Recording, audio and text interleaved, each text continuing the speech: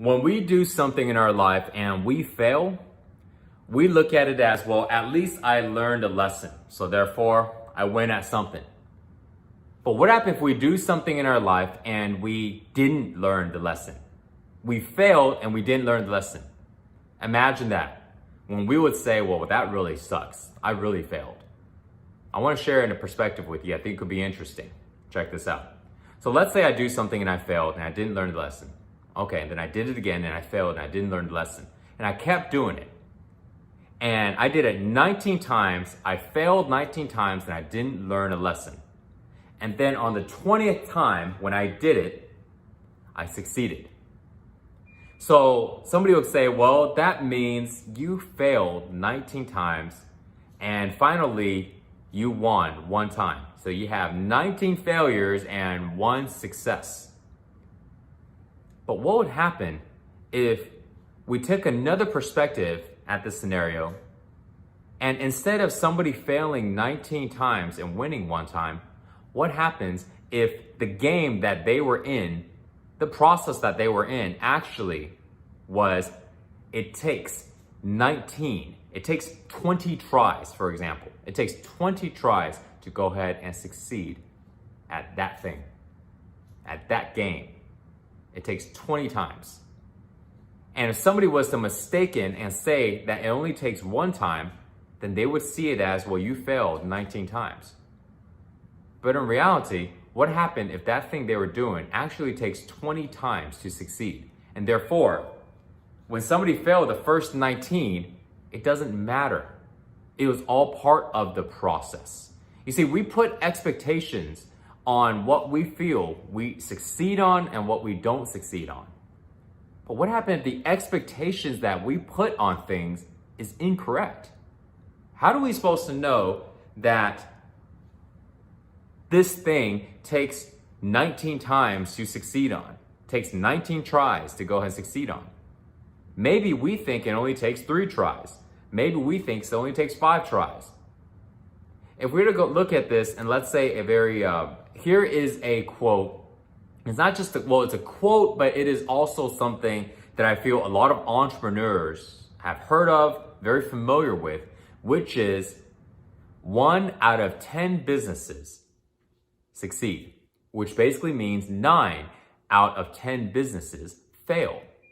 And this was statistically speaking, so it wasn't somebody's opinion. So therefore, with that fact, does that mean that somebody would just constantly be failing? They do a business and they fail, and they do a business and they fail, and they look like a failure. Well, that's one perspective. But the other perspective, based on statistically speaking, generally, the whole entire thing is that people aren't really supposed to succeed on the first try. And that this game of succeeding in business requires you to take a lot of shots, for you to go ahead and do a lot of tries. And on average, you need to do 10 tries in order to succeed. So therefore, when you have done 5 tries and you have failed all of these tries so far, this doesn't mean that you are not a winner, that you are a loser.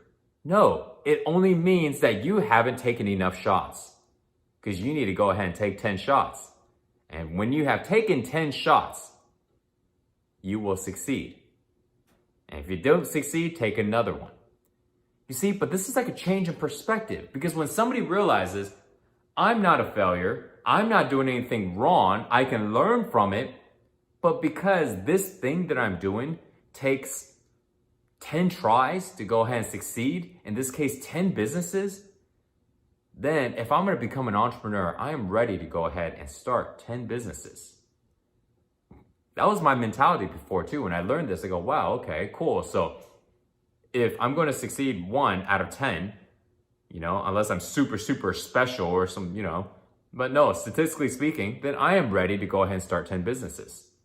Because now I guarantee myself the best that I can, that I will succeed at 1.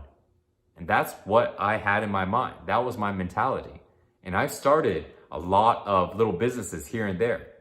And it was the last one, Six Pack Shortcuts, that actually took off. And so people go, oh, right, man, you really did good. What was your thing? Well, one of my things is I started a lot of other stuff that didn't take off. And that's the idea is, what happened if we had those type of statistics, those type of metrics, if we use that mindset and all the things that we do? Let's say exercising, building the habit to go ahead and exercise, building the habit to do a daily practice. Someone does it once and then they fail, right? They stick to it for 4 days and then they stop. And they stop for like 2 months. And then they jump back on, they do it again. This time they stuck around for like a week and a half, like 10 days. And then they stop again. And then 2 months again, they come back on, right? So they may look at it and go, well, you know, I'm a failure because I've tried it now 3 times and I stopped every single time. So they may consider themselves as a failure because they think they were supposed to succeed the first time. So they have failed 3 times. They are a 3-time failure. But what would happen if, let's say, we found out, we did this poll across the board and we found out that on average, across the board, all people, that it takes 15 times. Somebody needs to start doing a exercise routine or some type of practice, daily practice, whatever it is, but it takes 15 times to go ahead and succeed. 1 out of 15 times. So basically, if you have started 14 times, you probably will fail every one of them, statistically speaking. Now, when somebody is trying to go ahead and create a habit of working out, trying to go and stick to their regimen, and they fail 3 times, they don't feel bad about themselves. They don't go, man, I'm a failure. You know, I might not be good as somebody else. No, they just go, oh, well, I've only done it 3 times. So really, I still got, 11 more times, 12 more times, right? 15 times. So I got 12 more times to go. And I know that I'm going to succeed within that next 12. But right now, I'm only 3 in. And so who cares if I quit, right? Doesn't matter. I'm going to go at it again. And I'm going to go at it again. And I'm planning in here to go ahead and do it 12 times. 12 more times. Because that's how long statistically it takes to go ahead and establish this habit of exercising. You see the perception shift. We go from looking at ourselves as failures, and we look at ourselves as like somebody that can't do it. Like instead of looking at ourselves with this doubt. Because every time if we label ourselves like, I failed, I did it wrong. Over time, we start to believe that we are a failure. We start to believe that, well, you know, I can try to do it again, but the likelihood that I'm going to fail is probably pretty high. Why? Because I failed all of these times already. But if we just shift the perspective, no, I'm taking these tries. But nobody else is smarter than me because it takes 15 times to go ahead and get it right. So it's okay. Just a small shift. But I think what it does is it encourages people to go ahead and pursue and take action. Just go for it. You know, when we take out self-doubt, when we take that out of our mind, we take that as not part of our world anymore. And we're not in doubt, then we go and pursue the things that we want. It's easier for us to go and take action. We feel more confident about ourselves. We believe in ourselves much more. Then we can accomplish the things that we want to accomplish much better because we're in this state of belief. We're in this state of confidence. Even if our skill set isn't up to speed yet. Even if we haven't mastered our craft and whatever it is that we're doing. But because we have the confidence in the belief and we keep taking action, we keep going at it, we get to practice. And no matter if somebody is making videos for a living, they're a carpenter, they're playing music, they're a programmer, they're a coach, they're a teacher, whatever it is. They're a dancer. Because they don't look at themselves as I keep failing. They look at themselves as I'm a dancer and let's just say I'm making this total up, okay? So let's say it takes 5 years to become a really good dancer like that person. So right now I'm only 1 year in and I can't do these moves. I suck at it.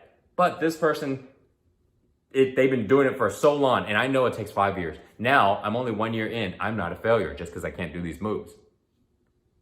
I'm going to stick to it. I want to be a dancer. So I'm going to stick to it for 4 more years because I'm only 1 year in. And I know that in 5 years, that's what it takes. So then we get rid of the label of failures. We get rid of the labels of mistakes and all this stuff. You didn't make a mistake. You did it, but you don't know how to do it well. So maybe we can call it mistake. Maybe it's okay. But the goal is we don't label ourselves. We don't label ourselves as somebody who's not competent. We get rid of that. It's just another try. It's just another try. And we change our expectations and what it actually takes to succeed. We change our expectations. We let it go. We stop trying to make up expectations that it takes one try to succeed, or it takes only 10 tries to succeed. If I don't succeed in 10 tries, I'm gonna throw in the towel. No, you don't know that. You don't know that. We have statistics for a business, but how many metrics do we have for everything else? I wish that there was a metric that I can pull up that says, well, it takes 15 times to go ahead and succeed in creating an exercise habit. So therefore, how many times have you failed? 12 times, keep on going, I wish there was statistics for everything. So this way people won't feel like they're a big failure. They'll just keep going because they just know they haven't taken enough shots yet. They haven't taken enough action. They haven't failed enough to go ahead and actually get it right. So thanks guys. Wanted to share that. Let me know in the comments.